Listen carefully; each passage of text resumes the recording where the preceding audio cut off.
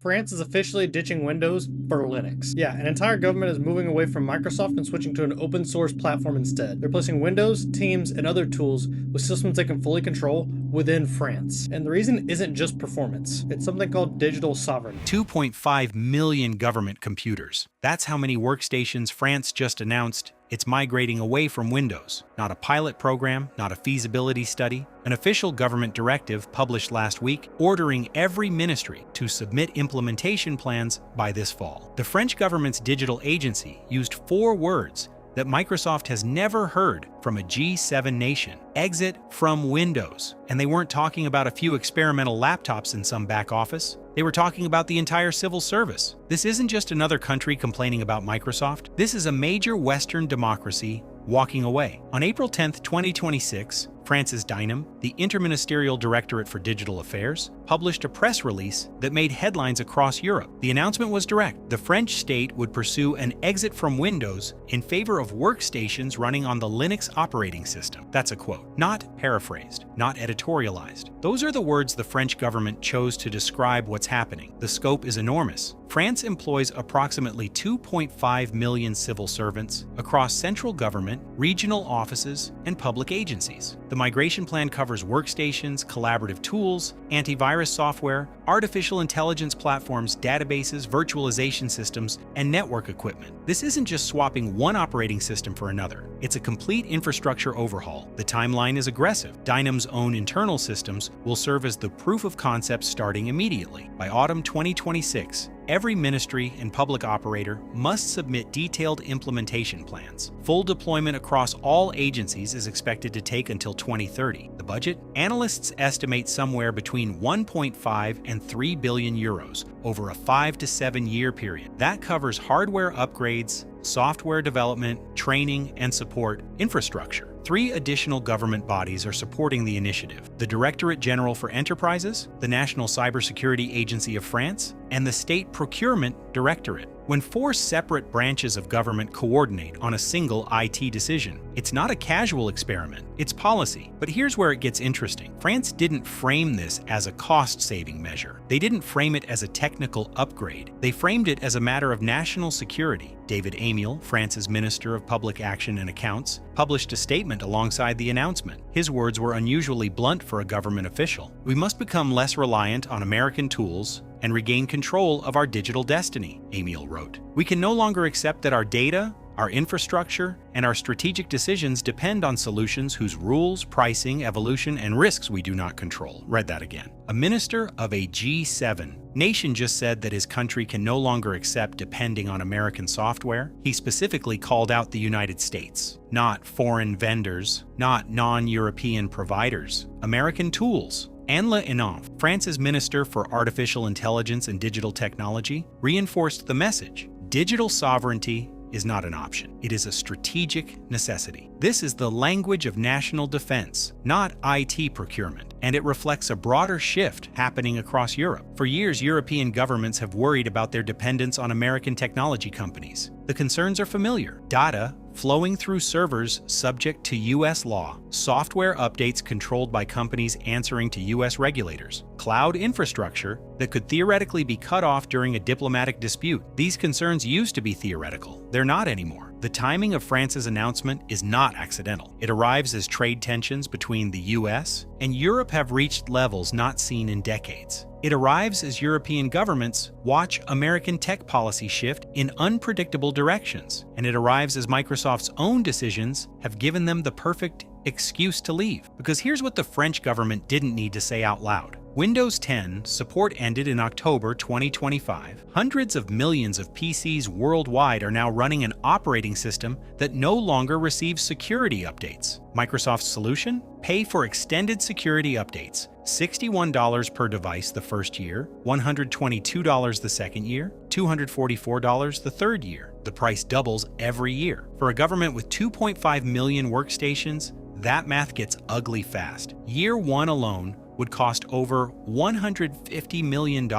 By year 3, you're looking at over $600 million just to keep running the same software you were already using. Or you could migrate to Linux, which costs nothing to license. France chose door number 2, but they're smart enough to know that saying, "we want to save money on licensing," doesn't generate political support. Saying, "we must protect France's digital sovereignty from American control," does. The message is clear. Microsoft gave them the financial justification. France is using national security as the public rationale. What makes France's announcement credible is that they've already started. This isn't a promise made from a standing start. It's an acceleration of work that's been underway for months. In February 2026, France announced that all 2.5 million civil servants would stop using Zoom, Microsoft Teams, WebEx, and GoToMeeting by 2027. Those platforms are being replaced by Visio, a government-developed video conferencing system built on open-source foundations. But that's not all. 80,000 employees of France's National Health Insurance Fund have already migrated to a suite of state-backed tools. Chat for messaging, Visio for video calls, France Transfer for file sharing. These aren't experimental products. They're in production right now, serving tens of thousands of users daily. The French government has branded this collection of tools La Suite, a deliberate echo of Microsoft's naming conventions, but pointing in the opposite direction. And there's more. France announced that its health data platform would migrate to what they called a trusted solution by the end of 2026. When a government starts moving healthcare data away from American cloud providers, they're serious. None of this happened overnight. France has been laying groundwork for years. The French Gendarmerie,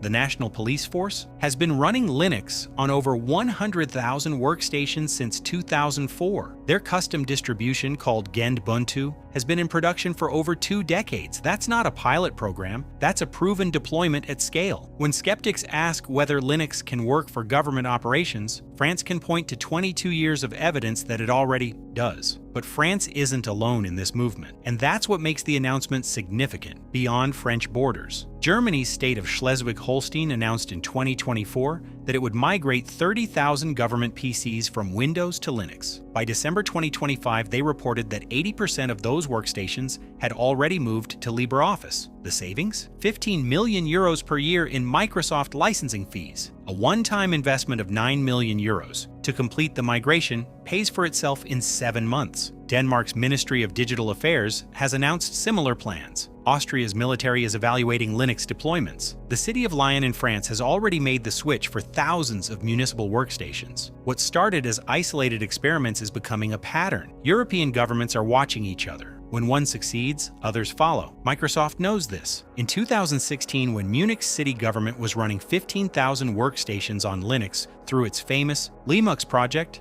Microsoft responded by moving its German headquarters to Munich. The company then spent years lobbying local politicians. By 2017, Munich had reversed course and announced a return to Windows. The Linux failure is often cited as proof that government Linux migrations don't work, but the technical teams who built Linux disagreed. They argued the reversal was political, not technical, and they pointed out that Microsoft's aggressive response, relocating an entire regional headquarters to influence a single city's IT decisions, revealed just how seriously the company takes these threats. France is not Munich. It's the 6th largest economy in the world. If Microsoft wants to stop this migration, they can't just move a building. They'd have to change the entire political climate in Europe. That climate is moving in the opposite direction. When a G7 nation makes a decision like this, the implications extend far beyond its own borders. France is not just a large country. It's the leading voice in European Union technology policy. French officials have driven EU antitrust actions against American tech companies. French regulators have pushed for stricter data protection rules. French politicians have argued most forcefully for what they call digital sovereignty. If France successfully migrates 2.5 million workstations to Linux, it creates a template. It proves that the thing can be done at scale by a major economy without catastrophic failure. It generates trained personnel who know how to manage large Linux deployments. It creates a market for European companies that support Linux infrastructure. Other EU governments will be watching closely. Every ministry in Brussels will have access to France's lessons learned. Every IT procurement officer in Europe will have a reference case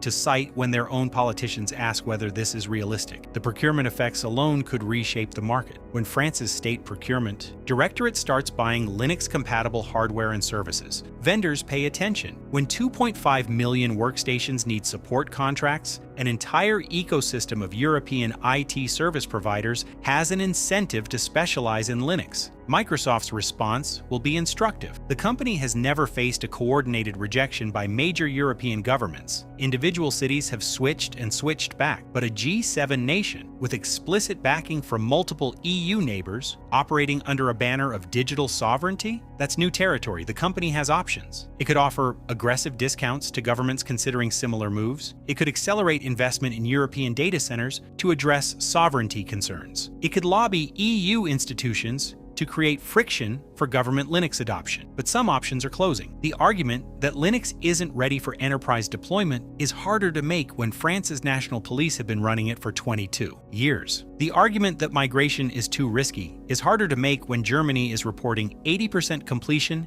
and 15 million euros in annual savings. The argument that employees won't adapt is harder to make when 80,000 French health insurance workers are already using state-built alternatives to Teams and Zoom. For individual Windows users watching this unfold, the implications are indirect but real. Linux development benefits from scale. More government deployments mean more resources flowing into the ecosystem, more hardware vendors optimizing for Linux compatibility, more application developers considering Linux support, more documentation, more training materials, more community knowledge. Every government that switches makes the next switch slightly easier for everyone, including consumers who've been thinking about making the change themselves. There's a deeper pattern here that goes beyond operating systems. For 40 years, Microsoft built its dominance on a simple proposition. Windows is where the software runs. If you want to use the applications that matter, you need Windows. If you want to hire employees who know how to use computers, they know Windows. If you want to connect to the systems that run the world, those systems run Windows. That proposition held because there was no credible alternative at scale. Linux existed, but it was for enthusiasts and servers. Mac existed, but it was expensive and incompatible with enterprise software. Chrome OS existed, but it was for lightweight browsing, not real work. The question France is asking, the question Europe is asking, is whether that proposition still holds. The cloud changed everything. Most enterprise applications now run in browsers. Microsoft 365 works the same whether your operating system is Windows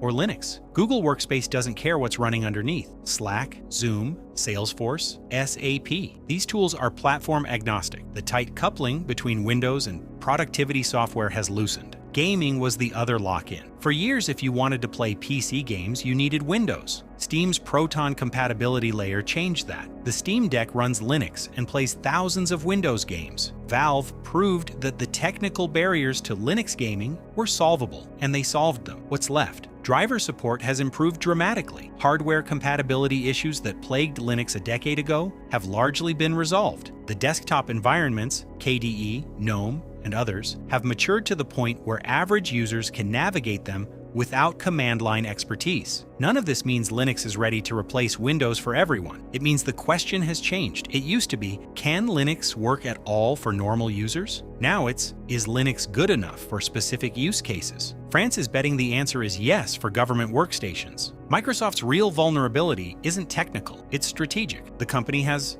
spent the past decade adding features that benefit Microsoft more than users. Mandatory Microsoft accounts, Copilot integration everywhere, advertising in the Start menu, telemetry that can't be fully disabled. Every one of those decisions made sense from Microsoft's perspective. They drive engagement with Microsoft services. They generate data that powers AI training. They create switching costs that keep users locked in, but they also created a list of grievances that governments can cite when they explain why they're leaving. France didn't need to invent reasons to distrust Microsoft. Microsoft provided them. 2.5 million workstations. That's not a protest. That's not a symbolic gesture. That's a G7 nation rebuilding its digital infrastructure from the ground up, explicitly because it no longer trusts American software vendors to act in its interest. France is betting that Linux is ready. They're betting that their civil servants can adapt. They're betting that the short-term disruption is worth the long-term independence. They might be wrong. Large IT migrations fail all the time. Political winds shift. Technical challenges emerge that no one anticipated. Munich tried this and reversed course. But France has advantages Munich didn't.